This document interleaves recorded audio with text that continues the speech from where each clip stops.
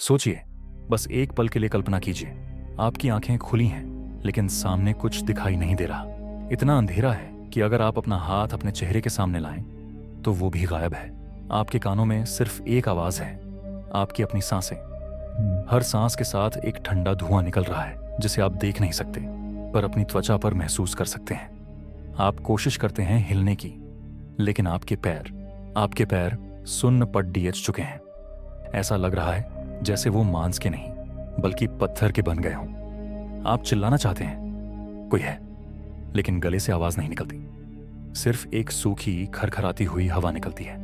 आप कहाँ हैं, कैसे आए, कुछ याद नहीं। बस इतना पता है कि जमीन बर्फ की है, दीवारें बर्फ की हैं और ऊपर कोई रास्ता नहीं है। स्वागत है विक्रम के इस बुरे सपने में। और इस कहानी का एक ही नियम है, एक लाइन जो विक्रम के दिमाग में बार बार गूंज रही। बर्फ सब कुछ संभाल लेती है, यादें भी और लाशें भी। विक्रम एक अनुभवी पर्वतारोही माउंटेनियर था। हिमालय उसका दूसरा घर था। वो उन लोगों में से नहीं था जो सिर्फ फोटो खिंचवाने के लिए पहाड़ों पर जाते हैं। वो वहां शांति ढूंढने जाता था। लेकिन इस बार वो कुछ और ढूंढ रहा था। और अब वो एक ऐसी जगह फंस गया था जहां समय का कोई मतलब नहीं था। उसने अपनी जेब चेक की। उसका हाथ कांप रहा था, बेकाबू होकर। जैकेट की दाईं जेब में एक लाइटर था। उसने लाइटर निकाला और उसे जलाया। चिंगारी निकली, लेकिन आग नहीं जली। उसने दोबारा कोशिश की। चिक चिक। तीसरी बार में एक छोटी सी कमजोर पीली लौह जली। उस रोशनी में उसने अपनी दुनिया देखी। वो एक संकरी तंग बर्फ की गुफा आइस केव में था। मुश्किल से 6 फीट चौधी जगह। ऊपर देखा तो सिर्फ गहरा अंधेरा था। ऐसा लग रहा था जैसे वो जमीन के पेट में समा गया हो। उसने अपनी घड़ी देखी, एक पुरानी एनालॉग घड़ी जो उसकी बेटी ने उसे गिफ्ट की थी। घड़ी चल रही, टिक टिक टिक। लेकिन उसने जो अगली चीज देखी, उसने उसका खून जमा दिया। उसके पैरों के पास बर्फ पर कुछ लिखा हुआ था। किसी ने अपने नाखूनों से या किसी नुकीले पत्थर से बर्फ खुरच कर लिखा था, Day 1। विक्रम का दिमाग घूम गया।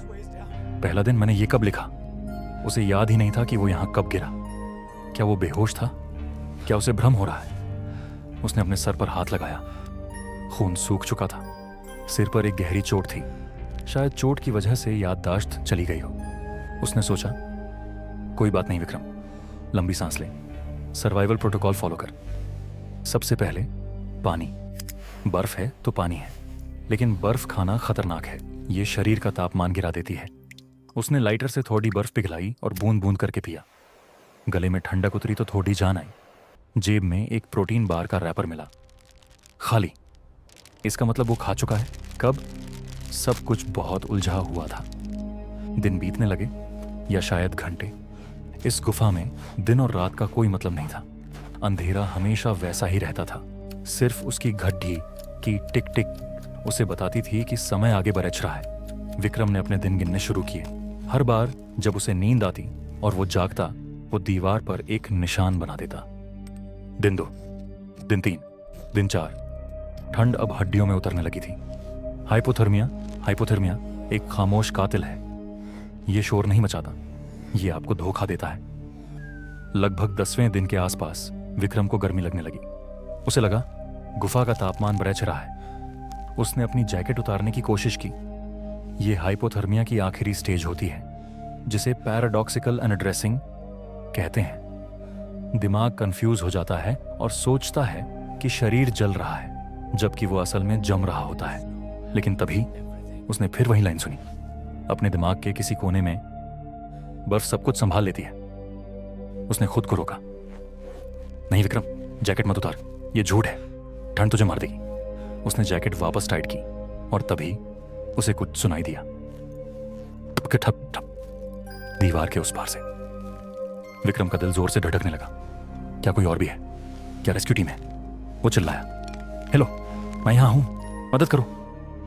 ठप ठप ठप। आवाज नियमित थी, बिल्कुल एक ताल, रिदम में, जैसे कोई पत्थर से पत्थर बजा रहा हो। विक्रम ने भी पत्थर उठाया और जवाब दिया, टप टप। उधर से जवाब आया, टप टप।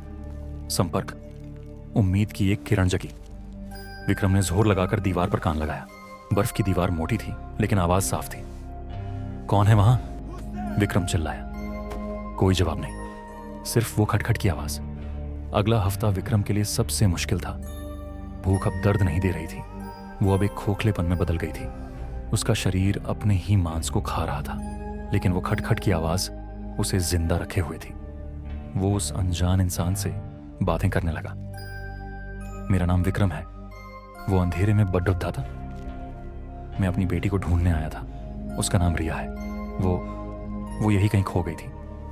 यहां पर कहानी में वो भावुक मोड़ आता है जो आपको अंदर से हिला देगा। विक्रम सिर्फ पहाड़ चढ़ने नहीं आया था। 2 साल पहले एक हादसा हुआ था।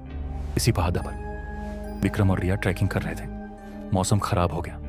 विक्रम ने कहा था, रिया चलो वापस चलते हैं। लेकिन रिया, जिसे हमेशा एडवेंचर पसंद था, उसने जिद की थी।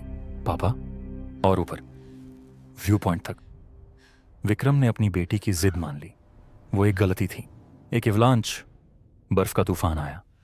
विक्रम बच गया, लेकिन रिया बर्फ के नीचे दब गई। रेस्क्यू टीम ने महीनों ढूंढा, पर रिया का शरीर कभी नहीं मिला। विक्रम तब से यही मानता था कि वो एक असफल पिता है। वो वापस आया था, या तो रिया को ढूंढने या खुद बर्फ में मिल जाने।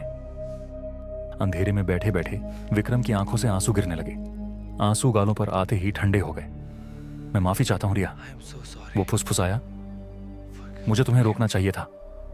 तभी वो खटखट फिर शुरू हुई। टप टप टप। इस बार आवाज अलग थी, ज्यादा करीब लग रही थी। विक्रम ने लाइटर जलाया।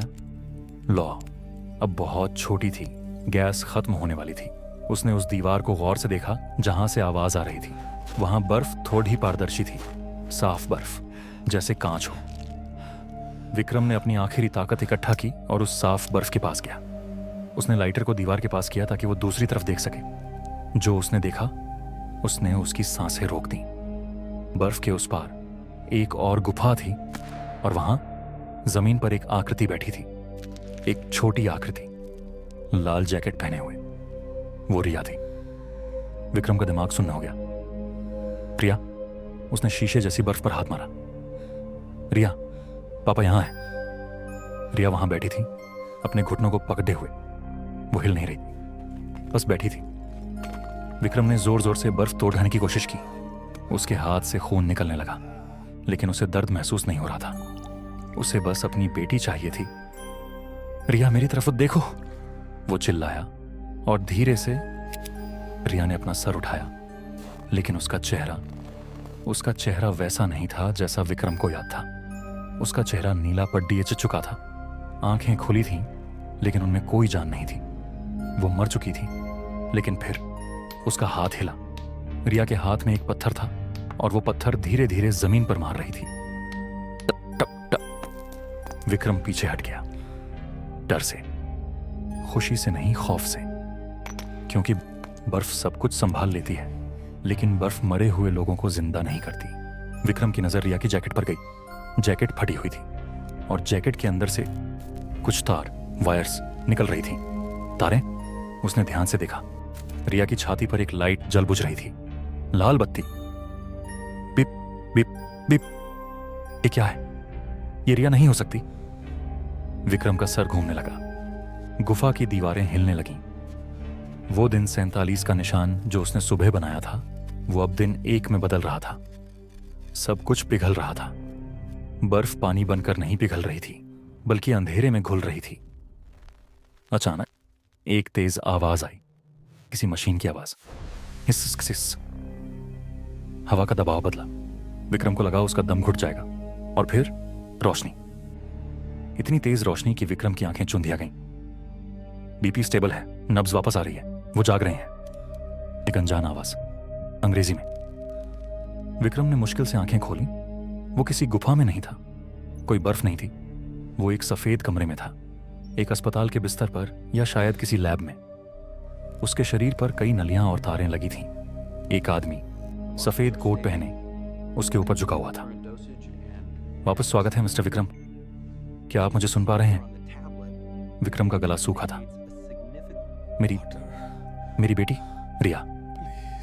डॉक्टर ने एक गहरी सांस ली और अपने क्लिपबोर्ड पर कुछ नोट किया। सिमुलेशन 47 पूरा हुआ। सब्जेक्ट अभी भी लक्ष्य से जुड़े गहरे सदमे में है।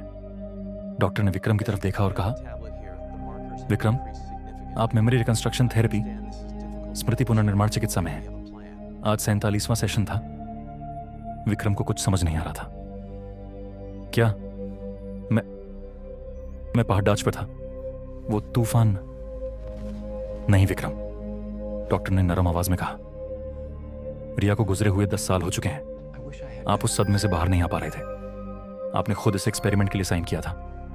हम आपके दिमाग को बार बार उस आखिरी पल पर ले जाते हैं ताकि आपका अवचेतन मन, सबकॉन्शियस माइंड उसे जाने दे सके, ताकि आप स्वीकार कर सकें कि वो जा चुकी है। विक्रम की आंखें फटी की फटी रह गईं। वो ठंड, वो भूख, वो अंधेरा, सब दिमाग का खेल था।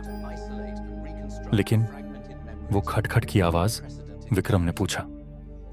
वो आवाज क्या थी? डॉक्टर ने पास में रखी एक मशीन की तरफ इशारा किया। एक हार्ट रेट मॉनिटर। स्क्रीन पर एक हरी लाइन चल रही थी। Beep beep beep. वही ताल, वही टप टप टप। वो आपका अपना दिल था विक्रम, डॉक्टर ने कहा।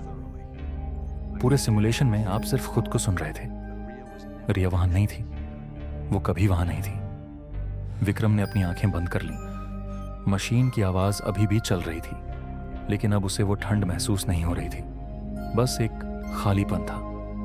उसने सोचा था कि वो नर्क में फंसा है जहां सूरज नहीं निकलता, लेकिन सच्चाई ये थी कि वो अपने ही दिमाग की गुफा में कैद था। क्योंकि दोस्तों, बर्फ सब कुछ संभाल लेती है, लेकिन इंसान का दिमाग वो दर्द को संभालने के लिए किसी भी हद तक जा सकता है।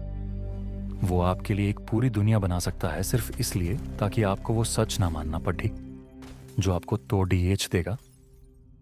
विक्रम अभी जिंदा है असली दुनिया में, लेकिन उसका एक हिस्सा अभी भी उस बर्फीली गुफा में है, उस साफ बर्फ के आर पार देख रहा है, इंतजार कर रहा है उस खटखट की आवाज का जो कभी वापस नहीं आएगी। सोचिए, अगर आपकी हकीकत बस आपके दिमाग का एक झूठ हो, तो क्या आप जागना चाहेंगे या उस अंधेरे में रहना चाहेंगे जहां कम से कम यादें जिंदा रहती हैं? अगर इस कहानी ने आपको ठंड महसूस कराई तो सब्सक्राइब बटन को क्लिक करके हमारी कम्युनिटी ज्वाइन करें। हम यहां हर हफ्ते ऐसी ही अनकही कहानियां लाते हैं। अगली बार तक जिज्ञासु बने रहें और सुरक्षित रहें।